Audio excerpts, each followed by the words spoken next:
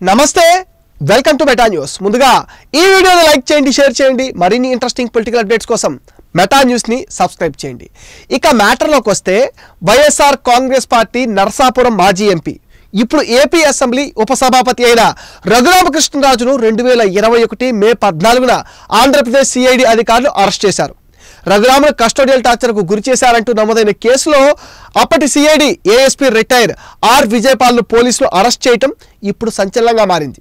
Bail కోసం ఆయన వేసిన పిటిషన్ను సుప్రీంకోర్టు సోమవారం కొట్టివేసింది. వెంటనే పోలీసులు రంగంలోకి దిగారు.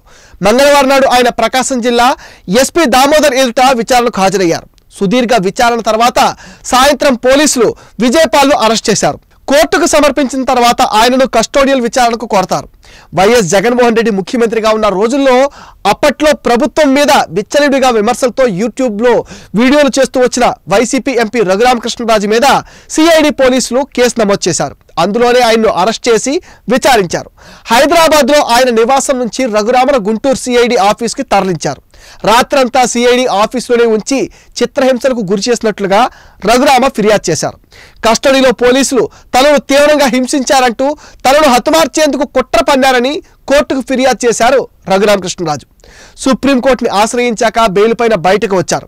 అయితే రఘురామను సికింద్రాబాద్లోని ఆర్మీ ఆసుపత్రికి తరలించి పరీక్షలు చేసి ఆయన శరీరం పైన గాయాలున్నట్లుగా డాక్టర్లు నిర్ధారించారు. రాష్ట్రంలో కూటమి ప్రభుత్వం వచ్చాక తెలుగుదేశం ఎమ్మెల్యేగా గెలిచిన రఘురామ తన మీద గతంలో సిఐడి పోలీసులే హత్యాయత్నం చేశారంటూ గుంటూరులోని నగరపాలెం పిఎస్లో కొత్తగా ఫిర్యాదు చేశారు. దీంతో పోలీసు విచారణను వేగవంతం చేశారు. అప్పటి CID chief Sunil Kumar, ASP Vijaypal, Guntur GGH superintendent పైన ఆయన కేసు పెట్టారు.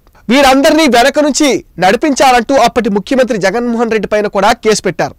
కేసు విషయంలో పోలీసులు తొలుత రిటైర్డ్ ఏఎస్పీ విజయపాల్ను విచారించాలని భావించిన ఆయన తప్పించుకుని తిరిగారు. కోర్టు జోక్యంతో ఆయన పోలీసులు విచారణకు వచ్చారు. దఫతపాలుగా ఆయన్ని పోలీసులు విచారించారు. ఆయన బెయిల్ కోసం సుప్రీంకోర్టును ఆశ్రయించడం వల్లే అరెస్టు చేయడం ఇప్పటిదాకా ఆలస్యమైనట్లుగా పలువురు భావిస్తున్నారు. విజయపాల్ని పోలీసులు కస్టడీకి ఇస్తే మరిన్ని విషయాలు బయటపడతాయని అంటున్నారు. పోలీసులు ఎన్ని ప్రశ్నలు అడిగినా విజయపాల్ తనకు తెలియదు, గుర్తులేదని సమాధానం ఇచ్చారు.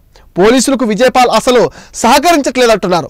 విచారణలో కీలక వైసీపీ నేతల పేర్లు చెప్పారని కూడా సమాచారం. కస్టోడియల్ టార్చర్ కేసులో సిఐడి మాజీ ఏఎస్పీ విజయపాల్ అరెస్ట్ హర్షించదగ్గ విషయమని ఏపీ డిప్యూటీ స్పీకర్ రఘురామకృష్ణరాజు అన్నారు. ఈ కేసులో అసలు కుట్రదారులు ఏపీ సిఐడి మాజీ చీఫ్ పివి సునీల్ కుమార్ అని రఘురామ చెప్పారు. తనను టార్చర్ చేసిన కేసులో పోలీసులు ఎన్ని ప్రశ్నలు అడిగినా విజయపాల్ తెలియదని క్రిమినల్గా సమాధానాలు చెప్తున్నారని రఘురామ మండిపడ్డారు.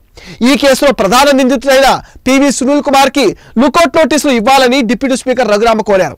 అతను దేశం విడిచి పారిపోకుండా చూడాల్సిన బాధ్యత ఏపీ పోలీసులపై ఉందన్నారు.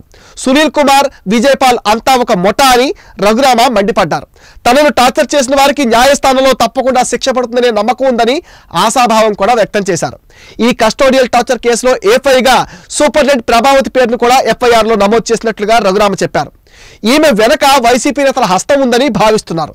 తనను టార్చర్ చేసిన ఆమె మెడికల్ రిపోర్ట్ ఇవ్వకుండా ఇబ్బంది పెట్టిందని ఆయన తెలిపారు. ఈ కేసులో అందరినీ శిక్షించడానికి ఎక్కువ సమయం పట్టదని రఘురామ భావిస్తున్నారు.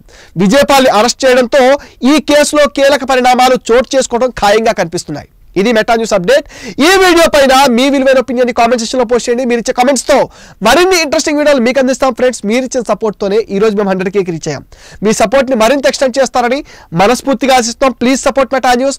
Please subscribe Meta news.